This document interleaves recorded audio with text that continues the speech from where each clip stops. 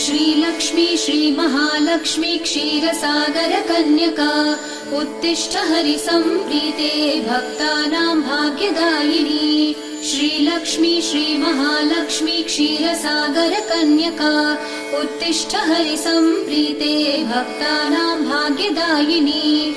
उत्तिष्ठोत्तिष्ठ श्रीलक्ष्मी विष्णुवक्षस्थलालये उत्तिष्ठ करुणापूर्णे लोकानां शुभदायिनी। उत्तिष्ठोत्तिष्ठ श्रीलक्ष्मी विष्णुवक्षस्थलालये उत्तिष्ठ करुणापूर्णे लोकानां शुभदायिनी। श्रीपद्ममध्यवसिते वरपद्मनेत्रे श्रीपद्महस्तचिरपूजित पद्मपादे श्रीपद्मजात जननी शुभपद्मवक्त्रे श्रीलक्ष्मी भक्तवरदे तव सुप्रभातम्।